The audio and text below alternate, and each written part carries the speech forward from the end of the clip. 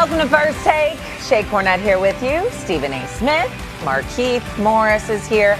Chris Russo, Marcus Morris is here. We got a full table. How's everyone feeling? Good? Really good. Knicks are the champions. We're still going. I'm doing Wednesday. I'm doing just fine. I'm doing just fine. There's a parade tomorrow.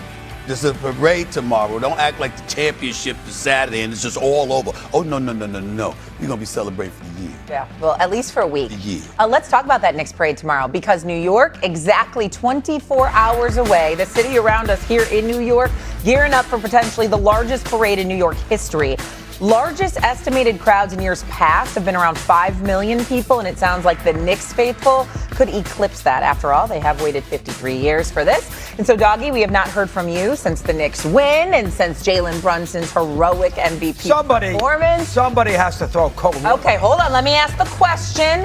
Where does Brunson rank among athletes over the last 5 decades, since essentially the Knicks won their last championship? All right, so let's go through it for a second. Guys, you ready for me? Yes, You going to fight me off today, the both of you? Go, man. He fights me off all the time. He don't know his fanny from his elbow. You two do. Fanny. There we go. There we go. All right, here we go. You can't put him ahead of Jeter. Hey, you got 3,400 hits. He won 4 titles. You can't put. That's not fair. He's a Yankee. You can't put him ahead of Mariano Rivera. Closed every big game the Yankees ever had. The Yankee fans love him. You can't put him ahead of that. You can't put him ahead of Eli, who won 2 Super Bowls. Also beat the Patriots. Yes, the hell you can. Oh, you're But we're going to you're nuts. We'll fight that in a minute. Go ahead. He won 2 Super Bowls, also beat the 18-0 Patriots, and beat Brady twice. Beat Brady twice. And his playoffs were phenomenal. You can't put him ahead of them. You can't put him ahead of Piazza. You're going to laugh at that one. Oh, my A great Met. Hit the home run right after 9/11. An unbelievable home run. Bottom of the 8th, first game back in New York. You know the better than What, a anybody. home run? Okay. Oh, that was Keep going. Just keep going. It was incredible. All right. It was incredible. No Help doubt. me out here for a change. Don't look at me like a No, blank because you're off face. your rock already at 10 in the morning. I just got started. I haven't had a chance to talk. You didn't put me on Monday, which bothered me. All right, That's 4. 1, 2, 3, 4, 5. You're going to put him ahead of Willis? Won a championship. We're going to count that, right? Won a championship in 19. It was the MVP of the league. Won a championship in 69-70. Played hurt in Game 7. Made the 2 jump shots to get them started against the Lakers with Wilt. And you're going to put him ahead of Clyde? Won 2 titles. One of the great all-time guards in the history of the NBA. He's a top 25 All-NBA player historically. And he won 2 titles. You're going to put him ahead of him.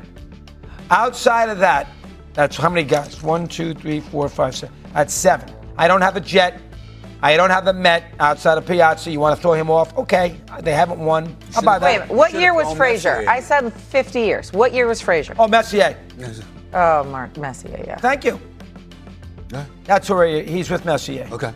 So those are you guys. Messier, Jeter, Mariano, Eli. Okay. And I would put, if you're asking me, in the last 50 years, I'm going to put Jeter number 1. Okay. That's So you're putting him 8th?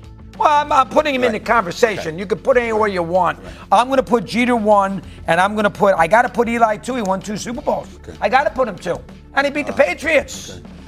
Okay. Go ahead. Y'all want me to take it first? Let me go first. Go ahead. Because I wasn't around for all that. Right? So I gotta do it in the terms of being an athlete and being in the NBA. One thing that I could say that Brunson did that for me puts him at the top of the list that you can't probably say that about any of those guys.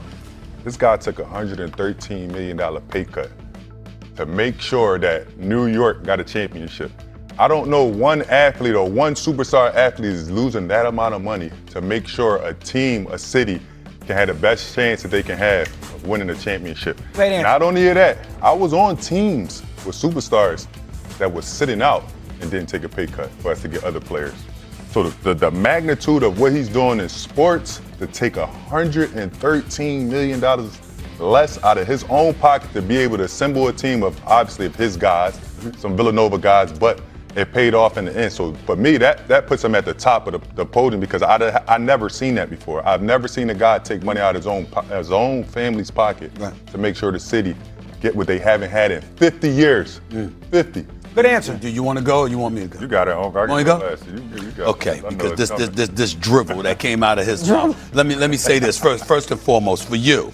I get it, but the number's really closer to 57 million because he's in New York City. So 50% of your money is going to taxes. It's the state income taxes. Anyway, 57 million. Trust me, I know this. You understand what I'm saying? I calculated it personally. It's about $57 million. Let's get that out the way.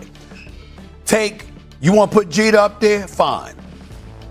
You want to put Walt Clyde Frazier up there with the 2 rings? Fine. Take everybody else out. Willis, too? Everybody. Yes, Willis. Now, Mariano Rivera, the ultimate closer. But damn it, when you're coming in for 1 inning, 2 innings max, I'm not giving that to you. I love it.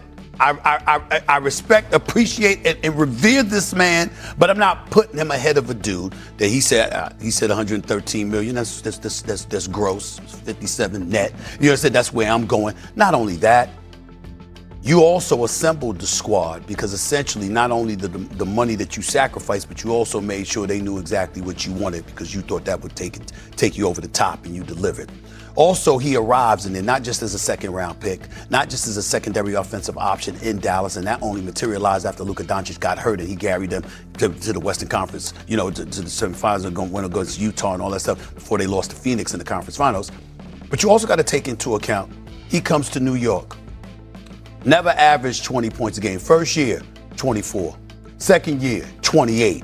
Last 2 years, 26 a game. And they went from the first round to the second round to the conference finals to the chip. Constant levels of progression. All along the way, averaged 28 a game. The only guy in the modern era that was scoring more points per game than him in the postseason in the last 4 years was Shea Gilgeous-Alexander. MVP. The reigning league, 2-time league MVP and the champion last year. So you got all of that going on. Here's the part where your argument really falls by the wayside, doggy. You didn't take into account the road travel. Who does this man play for? James Dolan.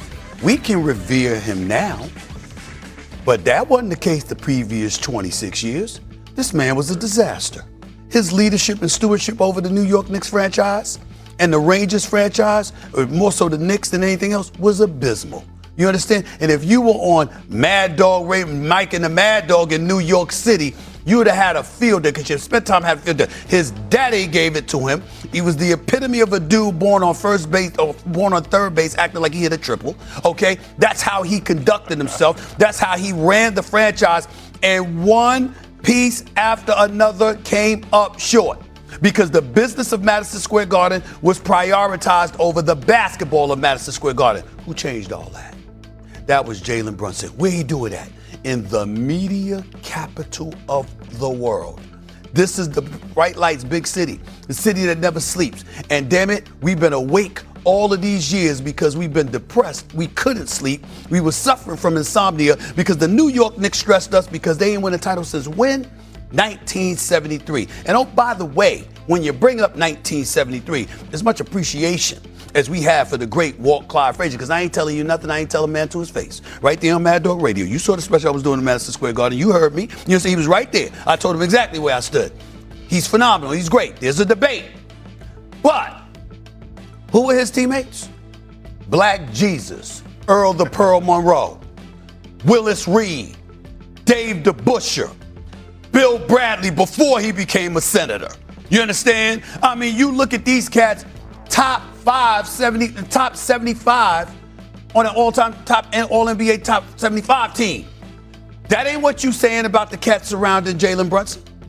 So even though we respect Karl Anthony Towns, and he may very well be